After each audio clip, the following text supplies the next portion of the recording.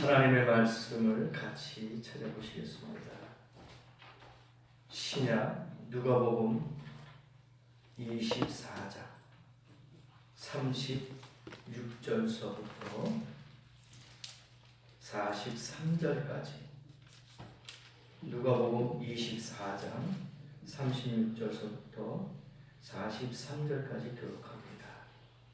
이 말을 할 때 예수께서 친히 그 가운데 서서 가라사대 너희에게 평강이 있을지어다 하시니 그들이 놀라고 무서워하여 그 보는 것을 영으로 생각하는지라. 예수께서 가라사대 어찌하여 두려워하여 어찌하여 마음에 의심이 일어나느냐. 내 손과 발을 보고 나인 줄 알라. 또 나를 만져보라. 영은 살과 뼈가 없으되 너희 보는 바와 같이 나는 읽느니라. 이 말씀을 하시고 손과 발을 보이시나 그들이 너무 기쁨으로 아직도 믿지 못하고 놀랍게 여기되 이르시되 여기 무슨 먹을 것이 있느냐 하시니 이에 구운 생선 한 토막을 들이매 받으사 그 앞에서 잡수시더라. 아멘. 아멘. 우리 말씀을 가지고 나를 만져보라 라는 제목으로 같이 은혜를 받는 시간 같습니다. 나를 만져보라. 기독교가 전 세계를 점령하게 된 데는 다음에 몇 가지 이유가 있습니다. 하나는 역사적 사실에 근거한 종교이기 때문입니다. 없었던 사실을 날조하거나 기만하지 않고 있었던 역사적 사실을 그대로 보존하고 선포하고 있기 때문인 것입니다. 예수님의 탄생 사건, 십자가 사건, 그리고 부활 사건에 이르기까지 증거가 있고 증인이 있습니다. 그래서 역사적인 사실에 근거한 종교가 바로 기독교다 이거예요. 두 번째가 구원의 종교이기 때문입니다. 기독교는 구원의 종교다. 우린 이거 부인을 못하죠. 구원의 종교가 확실히 맞습니다. 단순히 인간의 윤리, 도덕, 범주를 벗어나지 못한 종교가 있는가 하면 생명과 영혼의 구원을 해결하는 종교가 있어요. 기독교는 인간에게 생명을 주고 영생을 주는 구원의 종교가 바로 우리 믿는 기독교다.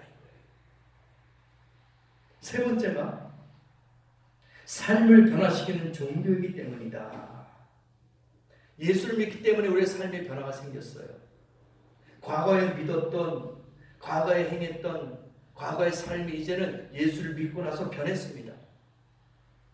선한 행실로, 거듭난 모습으로 우리의 삶이 바뀌었어요. 중요한 겁니다. 과거에 우리 육신의 생각과 육신의 방법으로 살았던 것이 다 벗어버리고 변화가 돼서 이제는 삶의 변화가 되는 그런 종교가 바로 기독교 아니냐. 물론 100% 다라고 말 못하겠지만 그래도 예수 믿는 사람은 양심이 살아있고 행동에 조심이 있고 말에 조심이 있지 않습니까? 그 선한 것을 느끼는 거예요. 그래서 삶을 변화시키는 종교다. 네 번째가 사람이 변화되기 때문이다. 사람이 변화가 돼요. 예수 믿으면 사람이 변화가 됩니다. 믿습니까? 죄인이 회개하고 거듭나요. 살인한 자, 흉악범들, 소매치기, 악한 자들 이런 모든 세상의 악한 것들은 모든 것이 다 예수 믿으면 변화가 된다니까요. 뭔가 생명력이 있다는 거예요. 그래서 예수 그리스도는 변화시키는 능력을 가지고 있기 때문에 기독교는 사람이 변화가 된다 이거예요. 과거에 이런 사람이 이런 모습으로 변하는 겁니다. 이게 기독교예요. 이와 같이 이 상에 이런 모든 사건의 근거는 예수님의 부활 사건에 있어요. 만약에 예수님께서 33년 이 세상에 사시는 동안에 착한 모습을 보이셨고 위대하고 아주 좋은 말씀의 교훈을 남기셨다고 하더라도 죽어버렸다면 거기서 끝이라면 그냥 성인으로 그냥 남을 수밖에 없는 거예요. 그냥 역사의 한 페이지의 인물로만 남아있을 겁니다. 그렇죠? 위인으로만 남아있는 거예요. 성자로만 남아있는 겁니다. 그러나 다른 그런 위인과 성자보다도 예수님은 살아나셨기 때문에, 부활하셨기 때문에 기독교는 이제는 종교가 아니라 생명이에요. 생명. 예수 자체가 생명 아닙니까? 다시 말하면 생명에 대해서, 다시 사는 부활에 대해서, 영원에 대해서는 말할 수 없는 종교가 되고 말았다는 거예요. 놀라운 거죠. 예수님만이 부활하셨다 이거죠. 그래서 예수님께서 다시 살아나셨기 때문에 기독교는 생명을 말할 수 있는 거야. 담대한 거예요. 예수가 살아나셨기 때문에 우리 믿는 예수, 이 기독교는 생명의 종교다. 예수 믿어서 산다. 이 말을 당당히 할 수 있는 거예요. 떳떳하게 할 수 있는 겁니다. 그렇지 않습니까? 다른 종교가 어떻게 믿어라 그러면 다시 살 것이다 말 못하죠. 그러나 기독교만큼은 부활의 주님이 계시기 때문에 예수 믿으면 산다.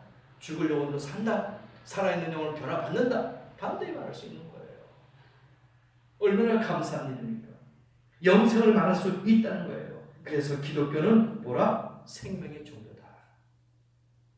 기독교로만 끝내는 게 아니라 기독교는 생명의 종교다 이거예요.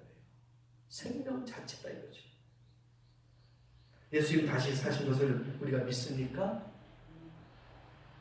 아멘 안 하는 거니까 반반인 것 같은데 믿어요. 100% 믿습니다. 이 믿지 못하면, 예수님이 살아계심을 믿지 못하면 우리가 천국 어떻게 갑니까? 그렇잖아요. 믿는 거 믿습니다. 왜? 다 역사적으로 현실적으로 다 믿는 확실한 증거가 다 있잖아요. 믿는 겁니다. 누가복음 24장 부활에 관해서 몇 가지 사실들을 설명하고 있어요.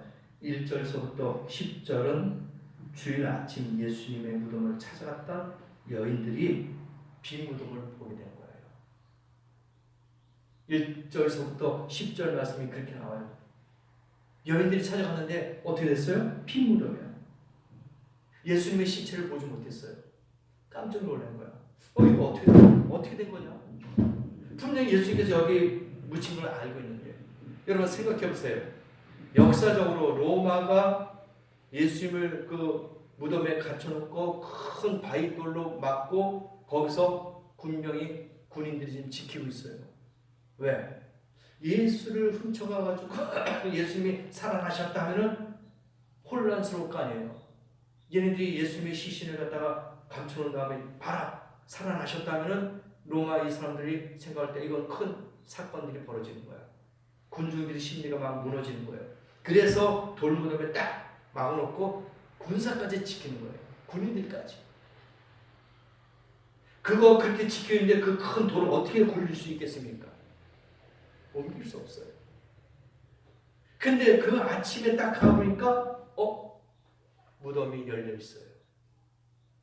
그리고 들어가서 보니까 예수님의 시신이 없습니다. 뭘 봤을까요? 그 여인들이 누굴 봤을까요? 천사를 봤어요.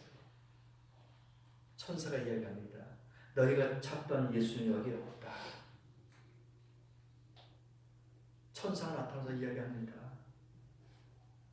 2000년 동안 예수님의 부활을 부인하는 수많은 학자들과 과학자들, 심지어 신학자들까지 동원돼서 예수님의 시체를 찾아 부활을 반대하려 했지만 그 누구도 성공하지 못했어요. 지금도 이 불신자들, 과학자들, 무신론자들은 예수의 부활을 믿지 못해요. 이건 사기다. 사기극이다 이거예요. 그래서 예수님 찾을 수가 없는 거예요. 어디에도 예수님을 찾을 수 없어요. 찾을 수 없죠. 당연하죠. 왜? 하늘로 올리셨기 때문에. 이 땅에 안 계시는 거죠. 11절서부터 12절 말씀 보니까 베드로가 여인들의 말을 들었어요. 듣고 어떻게 합니까? 무덤으로 달려갔어요. 그 여인들의 말이 어떻게 됐습니까? 맞아요. 역시 빈 무덤입니다. 예수를 만날 수가 없었어요. 거기 계시지 않습니다. 11절에 보니까 여인들의 말을 들은 다른 사도들, 예수님의 제자들이 되겠죠. 제자들도 봅니다. 저희 말을 허탄한 뜻이 되어 믿지 아니하나. 아니 제자들조차도 믿지 못한 거야. 아이 저 여인들이 지금 잠을 잘못 잤나 봐. 착각하면서 환상을 봤나 봐. 아니 이거 예수님 거기 분명히 묻히심을 우리가 봤는데, 그리고 그 큰 돌, 어떤 무기가 기구 없으면 옮길 수 없는 그 무거운 돌을 갖다가 막고 있는데, 그것도 모자라서 군인들이 양쪽에 지키고 있는데 어떻게 예수의 시체가 없어져? 어떻게 부활하셨어요? 거짓말이야. 그 여인들이 잘못 본 거야. 환상 본 거야. 착각한 거야. 분명히 제자들도 그랬어요. 11절 보니까 믿지 아니하나. 3년 동안 예수를 따라다녔지만 그런 많은 이적과 기적을 봤는데도 믿지 못해요.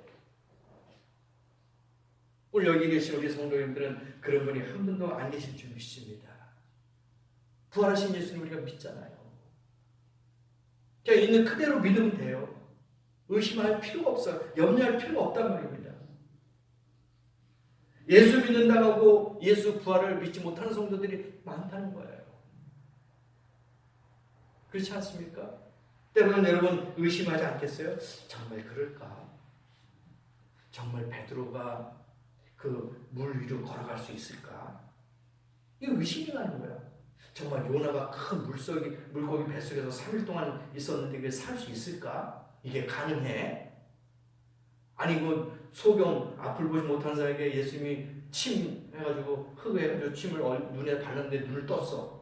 이게 과학적으로 의학적으로 이게 맞는 말일까? 성경에 보면 다 그런 것들이 있어요. 그러니 불신자들 믿지 않는 과학 뭐 이런 사람들 보면은 이건 허구야. 이건 소설책이야. 그렇게 말할 수밖에 없는 거예요. 생각해 보세요. 이게 맞는 말이냐 이게. 지팡이로 모세가 딱 홍해 바다를 갖다 치니까 쫙 갈라졌어. 이게 믿을 수 있냐 이거예요. 다 믿을 수 없는 말들이 여기 너무나 많이 있어요. 그럼 우리는 믿잖아요. 체험을 하잖아요. 우리가 예수의 살아계신 우리가 믿잖아요. 그런 믿음 없으면 우리가 여기서 예배드릴 수 있는 그런 믿음이 없어요. 살아계셨어요. 우리 성도님들 모두가 예수의 부활을 믿는 줄 믿습니다. 그래서 13절서부터 35절 보니까 예루살렘을 떠나 제자들이 실망한 거야. 아유, 우리가 믿었던 선생님이 돌아가셨네. 우린 누굴 의지하고 살까? 이제 먹을 것도 막막해. 안 되겠다. 우리가 살 길을 찾아가자 하고 제자들이 뿔뿔이 흩어집니다. 엠마오로 가는 사람도 있고 또 마가나 누가나 이런 또 제자들의 집에서도 모여서 이야기도 하는 사람도 있고 막 흩어지게 되는 거야. 엠마오로 내려가는 그 두 제자가 있었어요. 근데 예수님이 어떻게 됐어요? 따라갔어요. 그 옆에 나타났습니다. 우리 같으면 아마 저 같으면 기절했을 거야. 쇼크가 될 거야. 아니 예수님이 돌아가셨는데 옆에서 딱 나타나니 기가 막힐 거 아닙니까? 쇼크가 돼서 쓰러졌을 거예요. 근데 이 엠마오로 내려갔던 두 제자는 예수란 걸 처음에 몰랐어요. 당연하죠. 왜? 살아나실 거라는 것을 믿지 못했기 때문에 그냥 지나가는 사람이구나. 우리와 같이 가는 그런 사람이구나 생각을 했어요. 그 제자들, 그 엠마오로 가는 두 제자한테 예수님이 나타났잖아요. 너희들 지금 뭘 생각하고 가느냐. 이 제자들도 고향으로 가는 거 아니겠어요? 에이, 고향 가서 농사나 짓고 아니면 그냥 직장생활 하면서 그렇게 살자 하고 그냥 힘없이 모든 걸 포기하고 내려갔을 거예요. 예수님이 나타나셨잖아요. 그들에게 새로운 힘과 용기와 담대함을 주셨잖아요. 오늘 이 시간에도 힘들고 어렵고 포기하는 자 있으면 예수를 만나시기 바랍니다. 부활하신 예수를 만나면 다시 살아요. 다시 힘을 얻습니다. 다시 생명을 얻어요. 예수를 만나야 되는 거예요. 예수를 만나야 돼요. 예수를 만나지 않으면 이 제자하고 똑같은 거예요. 엠마오로 내려가는 이 두 제자처럼 실망하고 좌절하고 포기하고 내려가는 거예요. 그러나 그 중간에 예수를 만났기 때문에 다시 새로운 힘을 갖고 다시 예루살렘으로 올라가는 거예요. 아버지 집으로 가는 겁니다. 우리에게도 천국의 소망이 있지 않습니까? 천국까지 가는 거예요. 누가복음 24장 31절 어떻게 됐어요? 보니까 저희 눈이 밝아져 그인 줄 알아보더니 예수는 저에게 보이지 아니하신지라. 눈이 밝아졌어요. 예수를 알아보면 되는 거예요. 눈이 가려워졌기 때문에 예수를 알아보지 못했다는 거예요. 눈이 가려워졌어요. 우리가 예수 믿으면서도 눈이 가려워질 때가 많이 있어요. 돈 때문에 눈이 가려워졌고요. 욕심 때문에 가려워져서 예수를 못 보고요. 명예 때문에, 원수 때문에 예수를 보지 못할 때가 얼마나 많이 있습니까? 오늘 이 아침에 우리의 눈이 다시 떠지기를 원합니다. 죄로 가려졌던 눈이, 정욕으로 가려졌던 눈이, 예수를 보지 못했던 그 눈이 오늘 이 아침에 떠지기를 원합니다. 그리고 예수를 다시 바라보십시다. 생명의 주를 바라볼 때에 복받아요. 사도행전 9장 18절 보니까 사울이 나와요. 사울이 예수 믿는 성도들, 교인들을 붙잡아 가기 위해서 지금 다니는 거예요. 사도 바울 되기 전에 사울이라는 이름을 가지고 악한 짓을 하는 거예요.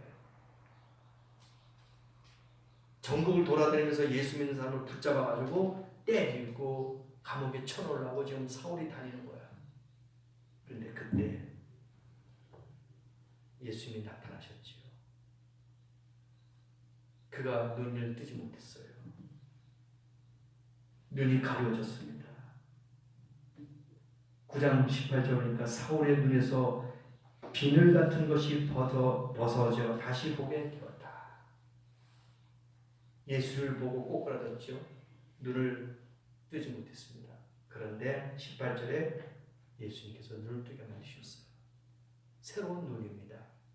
악한 눈, 죄악의 눈, 욕심의 눈, 그런 눈을 갖고 있었던 눈이 이제는 바울이라는 이름으로 인해서 새로운 눈, 영적인 눈으로 떠졌단 말입니다. 예수 믿는 사람을 잡아다니는 그 눈이 이제는 예수 그리스도를 전도하는 눈이 됐단 말입니다. 안 믿는 불신자의 눈에 이제는 전도의 눈으로 바뀌어졌단 말입니다. 우리의 눈도 오늘 이 아침에 새롭게 떠지길 원합니다. 바뀌어지길 원합니다. 내 눈을 덮고 있는 불신앙의 꺼풀을 벗어내고 눈을 밝히 떠야 합니다. 그리고 그 눈으로 다시 사신 주님을 바라봐야 됩니다. 바라보지 못한 그 눈이 가려졌던 모든 눈들이 오늘 아침에 영적으로 떠서 주님을 바라보는 신령한 눈이 되길 원합니다. 본문의 36절서부터 43절까지 보십시다. 예루살렘에 모였던 제자들에게 주님이 어떻게 했어요? 나타나셨어요. 그러면서 어떡합니까? 당신의 몸을 보여줬어요. 봐라. 도마가 의심합니다. 아니 우리 믿던 그 선생님, 우리가 따라다녔던 그 선생님 아니네요. 뭐 쌍둥이 아닙니까? 아니면 비슷한 그런 사람 아닙니까? 하고 그때까지도 의심하는 거예요. 그렇잖아요. 도저히 믿을 수 없어. 아니 죽었던 사람이 살아난다는 게 현실적으로 이건 말이 안 되잖아요. 믿지 못하잖아요. 제자들도 마찬가지예요. 그렇게 살아왔어요. 죽었던 사람을 장례하고 무덤에 묻히는 걸 다 봤어요. 죽은 사람이 다시 살아났다는 것을 그들은 인정할 수도 없고 보지도 못했어요. 경험이 없었습니다. 그러니 사람이 죽어서 무덤에 묻히는 건 당연한 거야. 근데 예수가 나타났으니까 아니 저것도 귀신이다. 귀신 착각한 거야. 영이다 이거. 이건 사람이 아니다. 육신이 아니다. 그냥 우리가 그냥 귀신을 보는 거다. 그렇게 생각한 거야. 예수님이 뭐라고 하셨습니까? 너에게 뭐가 있느냐? 42절 보니까 생선 한 토막을 들이매 어떻게 해요? 받으사 그 옆에서 잡수시더라. 그럼 어떻게 이건 귀신이 아니잖아요. 영이 아니잖아요. 실체잖아. 생선을 드신다는 그 자체는 육신을 갖고 있는 사람이란 말이에요. 살아있는 사람이란 말입니다. 도마가 그렇게까지 의심했어요. 그리고 의심하니까 그래? 너의 손을 내 옆구리 한번 넣어봐라. 왜? 예수님이 그 옆구리에 창을 찔린 걸 봤잖아요. 손에 못을 박힌 걸 봤잖아요. 그러니까 흔적이 있을 거야. 상처가 있을 거예요. 생각해보세요. 우리가 수술하면 수술 자국이 남잖아요. 그러니 큰 대못을 받고 큰 창으로 옆구리를 찔렀는데 흉터가 없겠어요? 당연히 있죠. 손을 대봐라. 손을 넣어보니까 어떻게 해요? 진짜 상처가 있어요. 그럴 때 무릎을 다 꿇고 나의 주, 나의 하나님, 나를 만져보라 이거예요. 지금 우리가 이 시대는 어떻게 해요? 표적을 구하는 시대가 됐어. 네? 눈으로 봐야지만이 믿는 시대가 됐단 말이야. 내가 직접 손으로 느껴봐야지 믿는 그런 시대가 됐어요. 안타깝잖아요. 그냥 믿으면 되는데, 믿습니다 하면 되는데 뭔가 변화를 받아야 되고 뭔가 체험을 해내고 뭔가 느껴봐야지 믿는 도마 같은 시대가 됐단 말이에요. 폐역한 시대예요. 그런 거 없이 우리는 그냥 믿으면 돼요. 주님 믿습니다. 표적과 이적을 구하는 그런 시대가 되면 안 된다는 얘기예요. 그렇게 하면 예수 안 믿을 사람이 어디 있어? 예수님이 뭐 마술쟁이입니까? 요술쟁이입니까? 그래, 내가 여기서 공중부양을 누구처럼 내가 떠볼 테니까 그걸 믿으려고 딱 뜨면은 그때 야! 바로 저분이 맞다 하고 다 믿으면 그게 무슨 신앙입니까? 요술 부리는 거죠. 아니죠. 믿는 믿음이 있어야 되는 겁니다. 그러면서 예수님께서 뭐라고 하셨습니까? 너희에게 36절에 하반절에 보니까 뭐라고 나옵니까? 너희에게 뭐가 있을지어다? 평강이 있을지어다. 예수를 믿고 올바른 눈으로 예수를 바라보면 우리에게 평강이 임할 줄 믿습니다. 오늘 아침에 힘들고 어렵고 고통스러워 있습니까? 예수님께서 말씀하십니다. 평강이 너희에게 있을지어다. 마음에 평안함이 있을 겁니다. 오늘 우리에게도 평강이 필요합니다. 근심과 걱정과 염려로 뒤엉켜져 있던 이런 모든 삶과 우리의 마음과 우리의 생각들, 이 시대에 여러 가지로 막 복잡하잖아요. 코로나 때문에 그렇고 사람들 때문에 그렇고 물질 때문에 그렇고 사랑관계 때문에 그렇고 다 얽히고 설키고 복잡해요. 이럴 때 부활하신 예수를 만나서 평강이 너에게 있을지어다 하는 소리가 들려야 된다는 얘기예요. 그렇지 우리에게 평강이 임합니다. 주님 우리에게 평강을 주실 줄 믿습니다. 그런 희망을 갖고 소망을 갖고 믿자니까요. 27절에 뭐라고 나옵니까? 요한복음 14장 27절에 보니까요. 평안을 너희에게 끼치노니 곧 나의 평안을 너희에게 주노라. 요한복음 14장 27절에 말씀해 주셨어요. 우리에게 평안을 주신대요. 누가? 예수님께서. 부활하신 예수를 내 마음에 모시고 평강을 누리는 성도가 되어야 될 줄 믿습니다. 그래서 주님께서 말씀하셨죠. 평강이 있을지어다. 평강이 너에게 있을지어다. 37절에 보니까 그 제자들이 어떻게 했어요? 놀랬어요. 너에게 평강이 있을지어다 하니 저희가 놀라고 두려워하여. 그 보는 것은 영으로 생각합니다. 그래, 전 영이야. 귀신이야. 놀란 거야. 두려운 거예요. 분명히 돌아가셨는데 갑자기 다 3일 만에 나타나셨으니까 이건 영이야. 귀신이야. 두려워한 거예요. 그들이. 무서워한 겁니다. 그렇지 않겠어요 여러분? 갑자기 3일 만에 돌아가신 분이 문도 다 잠궈놓고 지금 예수 믿는 제자들 성도들 막 붙잡아 가려고 막 지금 하고 있으니까 이 사람들이 두려운 거야. 그때 시민지 로마 시민지 생활을 했던 거니까 두려워서 이제 문 꾹꾹 걸어 잠그고 있는데 예수가 갑자기 딱 들어와서 서 있으니 이건 귀신이다 이거예요. 영이다 이거예요. 문도 잠겨 있었고 조심하고 있는데 갑자기 딱 나타났으니 그게 말이 됩니까? 놀라죠. 두려워하죠. 그래서 37절에 저희가 놀라워하고 두려워하니까 주님께서 말씀하셨어요. 어떻게? 39절에 내 손과 발을 보고 나인 줄 알아라. 이게 표적이야. 그냥 나타났으면 아마 제자들이 안 믿었을 거예요. 그렇잖아요? 근데 예수님이 알려주신 거예요. 뭐 내 손과 못자국과 또 발에 못자국을 봐라. 이걸 보고 나인 줄 알아라. 그리고 나를 만져봐라. 그거 보는 것까지라도 너희가 안 좋다, 안 믿는다, 불신한다면 만져봐라. 내 몸을 만져봐라. 만져봤어요. 영은 우리가 만질 수 없잖아요. 귀신은. 혼을 만질 수 없잖아요. 근데 그래? 내 못자국, 내 발과 손에 있는 것까지 의심한다면 나를 만져봐라. 만져봅니다. 손 만져보는 거 어떻게 해요? 뼈와 살이 다 있어. 맞다. 이렇게 계속해서 예수님께서 표적을 보여주시는 거야. 안타깝죠.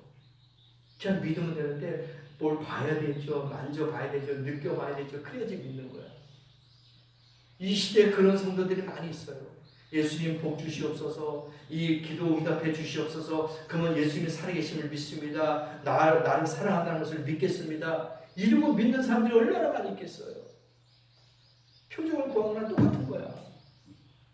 하나님이 살아계신다면 응답해 주세요. 그래야지 내가 믿겠습니다. 정말 하나님이 살아계시는 겁니까?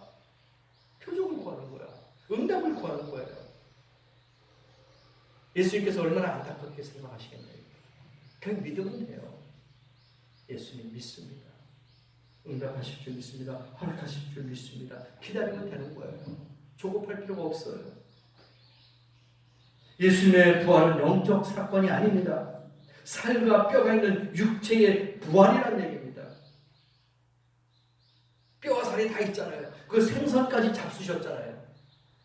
그러면 살아계신 걸 확실하잖아요. 육신이 갖고 있다는 것이 확실하잖아요. 환상이 아닙니다. 허구가 아니에요. 사실 그대로입니다.